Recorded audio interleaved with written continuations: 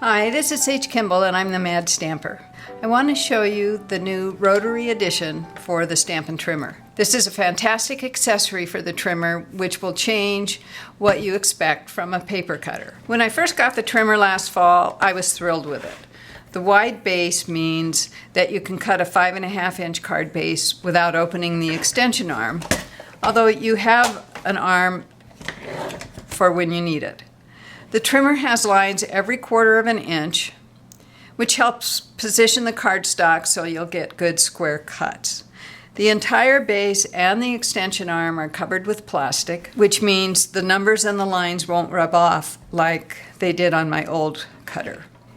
After using the trimmer for several months now, I have to admit I've been a little disappointed with a couple of issues. First, the blades get dull very quickly, especially because I use it a lot. And that means that the cuts will get raggedy and I have to replace the blades frequently. Secondly, there's this wide gap between the ridges on either side of the cutting track. If I want to cut a small strip off the end of a piece of cardstock and it doesn't span this gap, I have to be really careful because the force of the blade going through the cardstock can shift the position just slightly and I'll get a cut that isn't square. I just received the Rotary Addition for the trimmer and am much happier with this cutting system. Now I see that this gap is so big in order to accommodate the rotary cutter.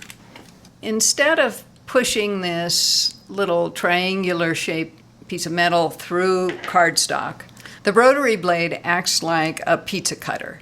You can see it's round here and it will roll through the cardstock, giving a much cleaner cut. I'm going to show you how to remove the regular track and add the Rotary Addition.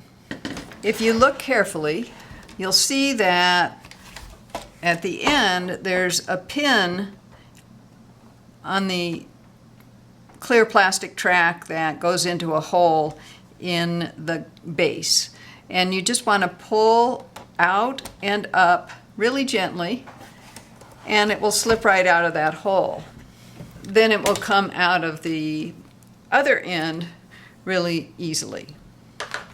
Before I add the Rotary Addition, I'm going to take this cutting mat and rotate it 1/4 turn.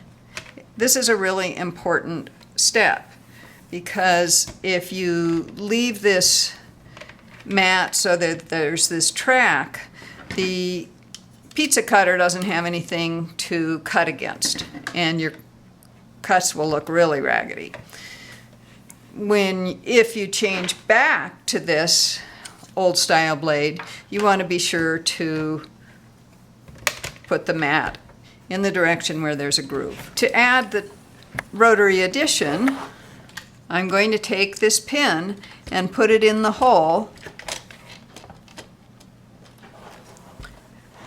at one end of the cutter.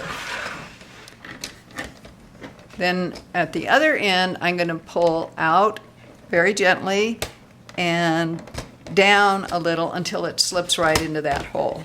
When using the rotary cutter, you need to press down pretty firmly on this thumb lever when you're making a cut. And if you're not pressing firmly enough all the way, you can sometimes get an incomplete cut. What I've learned to do is just slide it up and back to get my cut.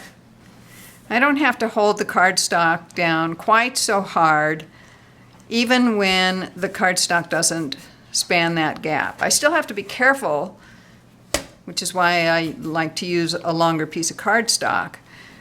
But it just feels really smooth and effortless. To change this blade, you just lift this lever and pull the cartridge up and out. And there are some little lines on the side of the cartridge that help make that easier.